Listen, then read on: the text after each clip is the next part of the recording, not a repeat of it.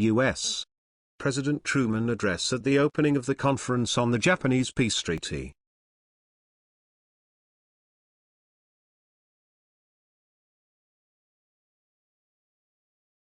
Ladies and gentlemen, the President of the United States of America.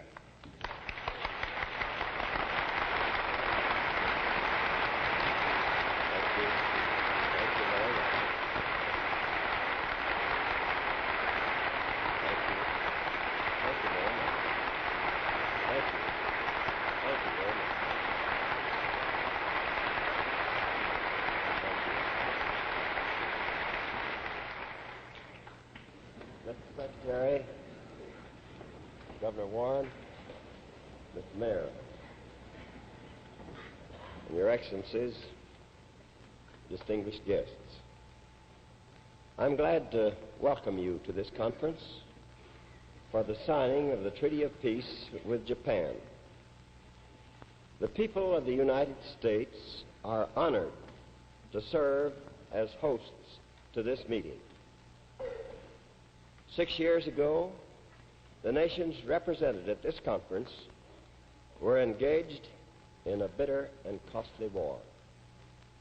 Nevertheless, these nations and others came together here in this very hall to set up the United Nations as the first essential step toward a firm and lasting peace. Today we meet here again to take another step along the road to peace. On this occasion, it is our purpose to conclude a treaty of peace with a country we were fighting in 1945. We meet to restore our former enemy to the community of peaceful nations. The treaty we are gathered here to sign has not been drawn in a spirit of revenge. The treaty reflects the spirit in which we carried on the war. The principles for which we fought were clearly set forth by President Franklin D. Roosevelt right after Pearl Harbor. On December the 9th, 1941, in a broadcast to the American people, he said, "When we resort to force, as now we must, we are determined that this force shall be directed toward ultimate good, as well as against immediate evil. We are now in the midst of a war, not for conquest, not for vengeance, but for a world in which this nation and all that this nation represents will be safe for our children." That's our purpose here today as we gather to sign the peace treaty. We're trying to build a world in which the children of all nations can live together in peace. We hope we are attaining the ultimate good to which President Roosevelt referred. Unfortunately, today, the world is faced with new threats of aggression. Many of the countries represented here are now engaged in a hard fight to uphold the United Nations against international law-breaking. There are thugs among nations, just as among individuals. But we have not forgotten that our goal is peace. We will not let the present conflict deter us from taking every step we can toward peace.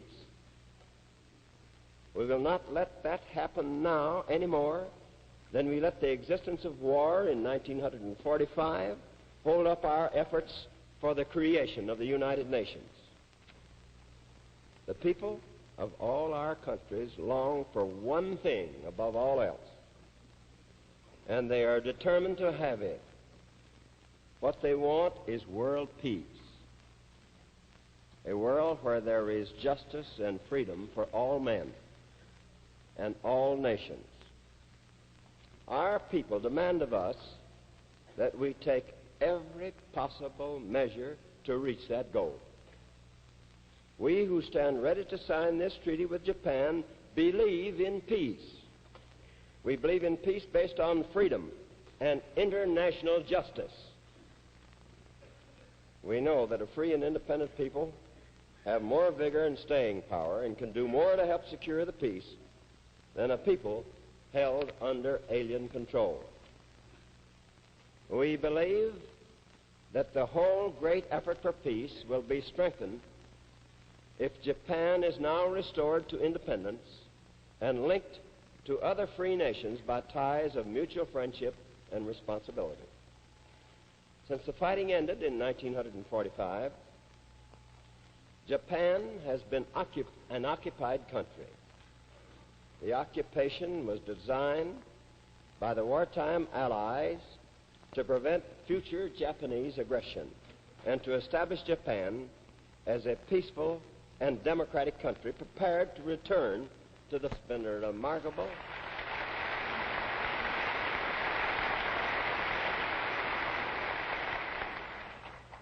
The result has been a remarkable and unprecedented period of progress in Japanese history.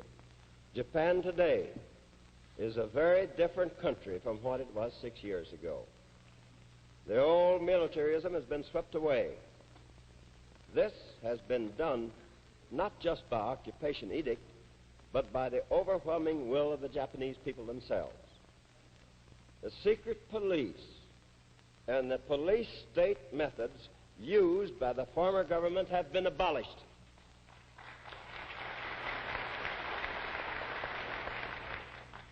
The new Japanese Constitution provides a Bill of Rights for all citizens and establishes a government truly representative of the people. The Japanese people now have universal suffrage, and they're taking a vigorous part in their government. In recent local elections, more than 90% of those eligible have voted. I wish that same percentage would obtain in the United States.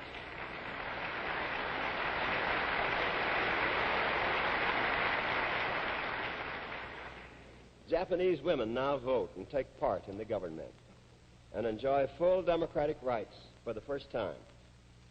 Free and independent labor unions have been established, and farm cooperatives have been greatly expanded. The monopolies that used to have such a stranglehold on Japanese economy have been substantially broken up. Remarkable progress has been made in land reform. Over 5 million acres of land have been purchased from the old landlords and sold to working farmers.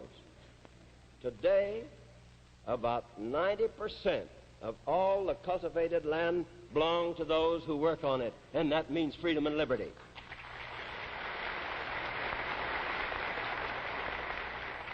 That compares with less than 50% in 1945. This is a great achievement, full of meaning for all Asia. Through these and other reforms, the Japanese people have been developing a stable economy and a democratic society. They still have a long way to go, but they are well on the road to building a new Japan, dedicated to the arts of peace and the well-being of the people. Because of these accomplishments, it is possible at this time to restore full sovereignty to the Japanese people. This does not mean that the slate's been wiped clean. The United States has not forgotten Pearl Harbor and Bataan, and many of the other nations represented here have similar memories that will not be easily erased. The new Japan will not find the world entirely friendly and trusting. It'll have to keep on working to win the friendship and trust of other peoples over the years to come. But the foundations for a peaceful future have been laid. It is now time to move ahead with the restoration of normal relations between Japan and the rest of the world. This conference is the result of a year of cooperative effort toward that end. A year ago this month, at my request, Mr. John Foster Dulles began to consult with other governments about a treaty of peace with Japan. Mr. Dulles has performed this task faithfully and well, guided by the highest traditions of statesmanship.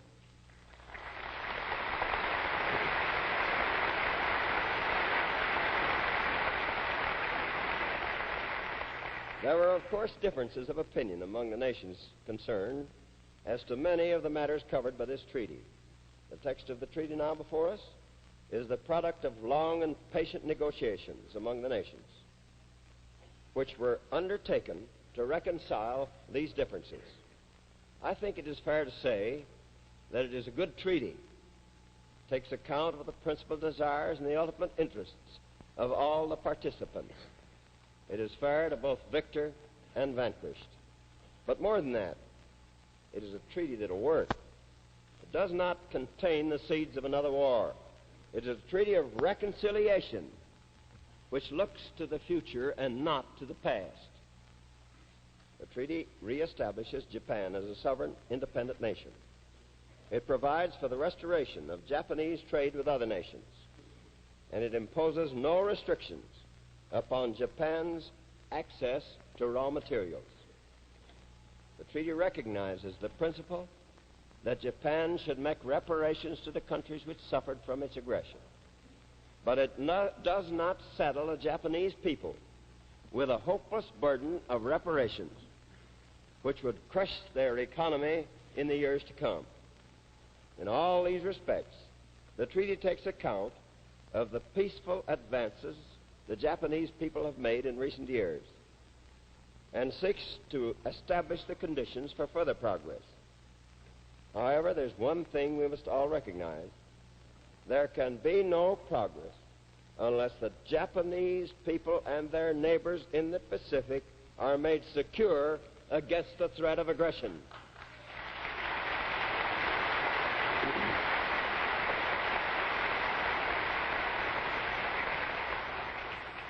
At the present time, the Pacific area is gravely affected by outright aggression and by the threat of further armed attack.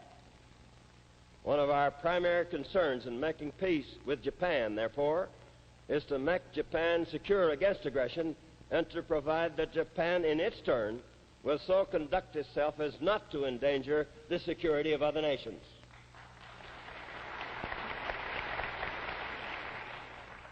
To accomplish this, it is important to bring Japan under the principles of the United Nations and within the protection of the mutual obligations of the United Nations members. The treaty expresses Japan's intention to apply for membership in the United Nations. The other countries who sign the treaty can be counted on to work for the admission of Japan to membership. But even so, there may be delays before Japan can be admitted. Under the treaty, therefore, the Japanese people bind themselves to accept immediately the basic obligations of a United Nations member, namely, to refrain from aggression, to settle disputes peacefully, and to support the efforts of the United Nations to maintain peace. At the same time, the other nations who sign the treaty specifically recognize that Japan is entitled to the protection of the United Nations Charter.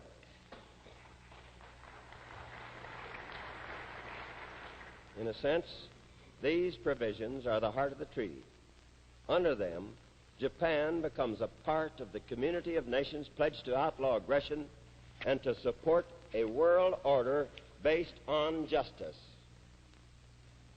This tying together of the Japanese Peace Treaty and the United Nations Charter is a long step toward building security in the Pacific. But more than this is needed. In the present world situation, it has been necessary to buttress the peaceful principles of the United Nations Charter with regional arrangements for the common defense against aggression.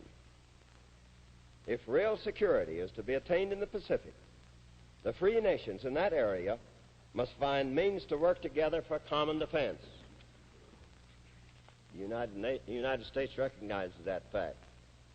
Our people have suffered from past aggression in the Pacific and are determined that this country shall do its part for peace in that locality.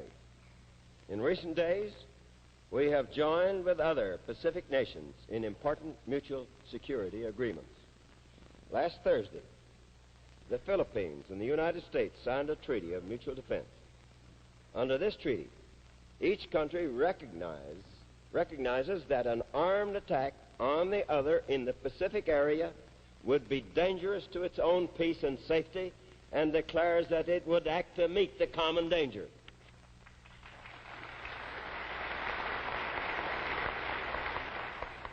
Last Saturday, a similar security treaty was signed by Australia, New Zealand, and the United States.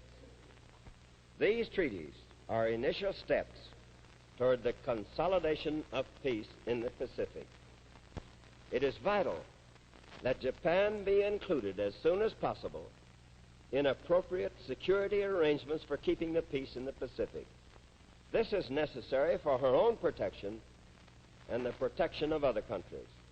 The peace treaty, therefore, recognizes that Japan as a sovereign nation must possess the right of self-defense and the right to join in defense arrangements with other countries under the United Nations Charter. The development of regional arrangements for the defense in the Pacific will mean that such Japanese defense forces as may be created would be associated with the defense forces of other nations in that area. Japan's security would not depend exclusively on Japanese forces, but on interrelated security arrangements with other countries.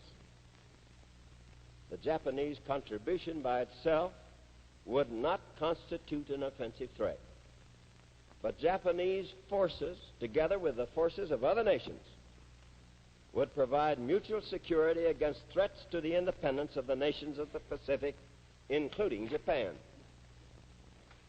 At present, of course, Japan is totally unarmed. In view of the open aggression taking place near Japan, the Japanese government has requested the United States to enter into a bilateral treaty for Japan's immediate security. Under such a treaty, the United States would maintain armed forces in Japan for the time being as a contribution to international peace and to Japan's defense against attack. Security arrangements are essential in a world in danger. In the Pacific, as in other parts of the world, social and economic progress is impossible unless there is a shield which protects men from the paralysis of fear.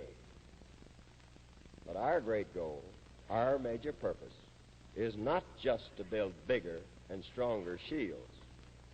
What we want to do is to advance as rapidly as we can to the great constructive tasks of human progress. We in the United States respect and support the many new, free, and independent nations in the Pacific area and in Asia. We want to see them grow and prosper as equal partners in the community of independent nations, both East and West. We want to cooperate with them and help them in their agricultural and industrial development. We wish to see these nations attain in dignity and freedom a better life for their people, for that is the road to world peace. These countries have a rich historical and cultural heritage. Today, their people are experiencing great economic and social changes. They are stirred by a new zeal for progress and independence. Already, we have some of the progress that can be made. We have seen some of the progress that can be made. Progress in stamping out malaria, in building schools, in training teachers, in growing more food, and creating new industries. Immense opportunities lie ahead if these countries can pursue their national destinies in a partnership of peace, free from the fear of aggression. Under this peace treaty, we believe that Japan can and will join in this partnership of peace. We look forward to the contribution which the new Japan with its rich culture, its dedication to peace, can bring to the community of nations. We expect this contribution to grow over the years, for the signing of a peace treaty is but one part of the process of making peace. When aggression and war have severed relations between nations, many ties which bind one nation to the others is cut. Making peace is like repairing the many strands of an intercontinental cable. Each strand must be spliced separately and patiently until the full flow of communication has been restored. There's no other way to bring about lasting peace than this slow and patient process, step by step, of mending and strengthening the cables of communication and of understanding between nations. In this San Francisco conference, we have the opportunity to take one vital step toward lasting peace.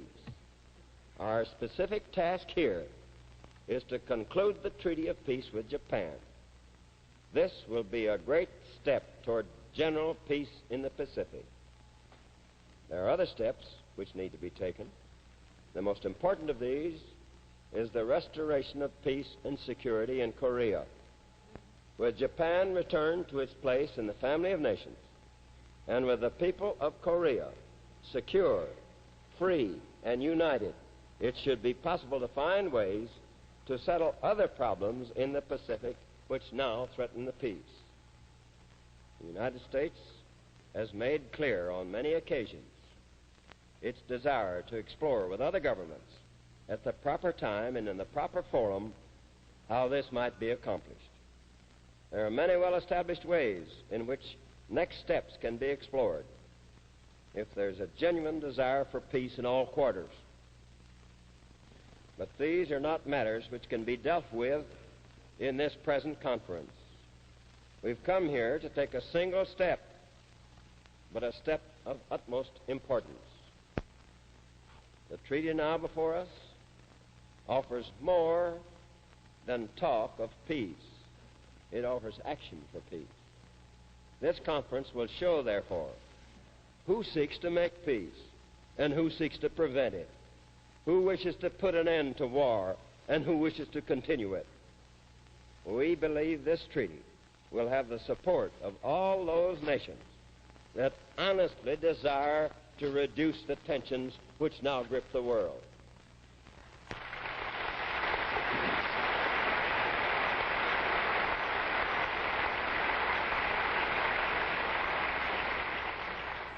I pray that we shall be united in taking this step to advance us toward greater harmony and understanding. As we approach the peace table, let us be free of malice and hate, to the end that from here on there shall be neither victors nor vanquished among us, but only equals in the partnership of peace.